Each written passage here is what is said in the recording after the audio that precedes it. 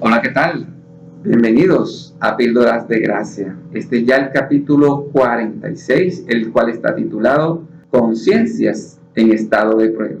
Sean todos bienvenidos. Y esta es la voluntad del Padre, el que me envió, que de todo lo que me diere no pierda yo nada, sino que lo resucite en el día postrero. Y esta es la voluntad del que me ha enviado, que todo aquel que ve al Hijo y cree en él tenga vida eterna, y yo le resucitaré en el día postrero. Juan capítulo 6, versos 39 y 40. Desde los primeros tiempos de la humanidad, Dios Padre se mostró como el dador de la vida, para que ésta fuese administrada de acuerdo a su voluntad y por el ser facultado de conciencia, el ser humano. Ser un buen administrador de la vida es ceñirse a ciertas directrices, lineamientos, parámetros o mandatos tan perfectos como el mismo diseñador de la vida. Todo esto para vivir honrando y glorificando al Creador, tal y como sucede en los cielos. El primer mandamiento impuesto por Dios aparentaba ser sencillo y de fácil de respetar. Dice la Escritura: y mandó Jehová Dios al hombre diciendo: de todo árbol del huerto podrás comer, mas del árbol de la ciencia del bien y del mal no comerás, porque el día que él comieres, ciertamente morirás. Pese a lo sencillo del asunto, Eva prestó su oído y su atención a la voz de Satanás y fue conducida a desobedecer el mandato. Y cuando este acto se concretó también en Adán, ciertamente la advertencia de Dios de que morirían espiritualmente se cumplió. Desde ese entonces hasta los primeros tiempos de Moisés, el mundo vivió un tiempo horrible de oscuridad, de tinieblas, de muerte, de total ignorancia, porque no había dirección, no había ley divina, no existía mandato divino en ese entonces. En ese lapso de tiempo de unos 1000 a 1500 años aproximadamente, el hombre fue dejado a vivir bajo la ley de su conciencia y razonamiento. Pero es precisamente donde la Sagrada Escritura registra eventos de gran maldad y perversión.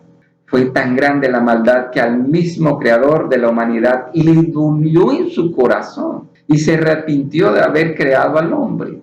Escuchemos cómo lo describe la Biblia. Y vio Jehová que la maldad era mucha en la tierra, y que todo designio de los pensamientos del corazón de ellos era de continuo solamente el mal. Y se arrepintió Jehová de haber hecho hombre en la tierra, y le dolió en su corazón.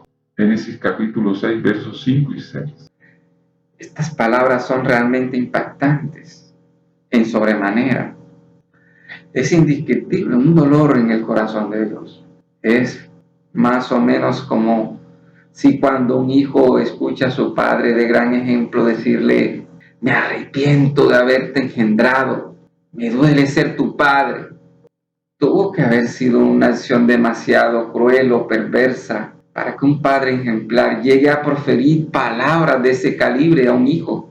Pero aún con esta comparación, es indescriptible realmente el dolor de Dios en su corazón. Ese dolor llegó a tal punto de decidir borrar al hombre de la faz de la tierra e hizo producir el diluvio universal. Y hasta algunos estudiosos de la Biblia también refieren que pudo ser en ese momento donde Dios Padre decide crear un lugar de tormento llamado infierno, producto de su ira y dolor en su corazón. Pero claro, esto simplemente es una conjetura sin sustentación bíblica, la cual usted puede retener o desechar. Esto no pone en amenaza su fe, pero ciertamente el infierno es tan real como lo es la misma palabra de Dios. Pero hay buenas noticias en medio de este tiempo de desgracias. Un hombre halló gracia ante los ojos de Dios. Este hombre se llamó Noé. En medio de tantas conciencias oscuras, llenas de maldad y perversión, Dios vio en Noé un hombre justo y se le presentó a él. Noé respondió con una fe inquebrantable y fue bendecido al permitírsele construir un arca para que se salvase del diluvio, él junto a su familia y junto a una buena cantidad de animales. En este mismo tiempo, donde no había ley divina, y después del diluvio, Dios también encontró a Abraham, el padre de la fe, Este hombre halló más gracia ante los ojos de Dios por su obediencia, movida por una fe ciega al Dios del cielo y de la tierra. Y por tal razón Dios único le prometió ser una nación grande. Pero también resulta que mientras la humanidad se incrementaba, también aumentaba la maldad. Tuvo Dios que intervenir otra vez en los designios de los hombres, porque la maldad y la perversión había llegado otra vez a puntos máximos. Es cuando decide destruir dos grandes ciudades, a Sodoma y a Gomorra. En el transcurrir de la historia han sobresalido hombres y mujeres que, a pesar de sus debilidades humanas, les llegó el momento de un encuentro personal con Dios y glorificaron al Creador con sus vidas, tales como Isaac, Jacob, José y el mismo Moisés.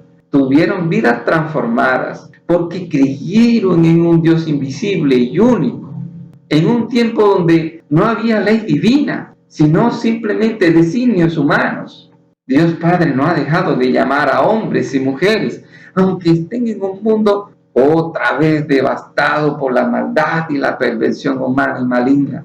A pesar de ya existir leyes divinas y darse a conocer la voluntad de Dios ampliamente, esto no ha sido impedimento para las malas conciencias manifestarse con todo tipo de maldad.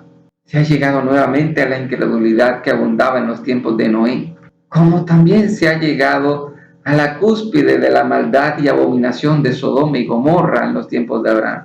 Y esto duele al Dios único y verdadero. La última intervención de Dios para salvar a la humanidad ya se dio, la de enviar a su Hijo Jesucristo al mundo para convencernos de pecado, de justicia y de juicio. En los tiempos de Adán y Eva, la voluntad de Dios era algo sencillo: no comer del árbol de la ciencia del bien y del mal. Pero al cumplir con la voluntad de Dios, murieron espiritualmente. El ser humano se acostumbró a vivir en la tenebrosa oscuridad de la ignorancia, como producto de vivir en su razonamiento y mala conciencia. Ignorar y no hacer la voluntad de Dios es el gran pecado mortal, porque es el que lleva al hombre a la muerte eterna. Pero para dar vida fue que vino Jesucristo, porque a través de su Santo Espíritu nos saca de esa desagradable ignorancia o desconocimiento de la voluntad, de la verdad divina, y nos hace entender, desear, amar, hacer y vivir la voluntad de Dios, la cual nos lleva a la verdadera vida, la vida eterna. Para obtener esa vida se debe creer y seguir a Cristo. Quien sigue a Cristo es porque su conciencia se ha de someter a la voluntad de Dios. Quien se somete a la voluntad divina es porque ha renunciado a este mundo. Quien renuncia a este mundo será resucitado en un mundo nuevo, en el día postrero. Bendiciones. Hasta la próxima, si así Dios lo permite. Y esta es la voluntad del Padre, el que me envió, que de todo lo que me diere no pierda yo nada, sino que lo resucite en el día postrero. Y esta es la voluntad del que me ha enviado, que todo aquel que ve al Hijo y cree en Él tenga vida eterna, y yo le resucitaré en el día postrero. Juan capítulo 6, versos 39 y 40.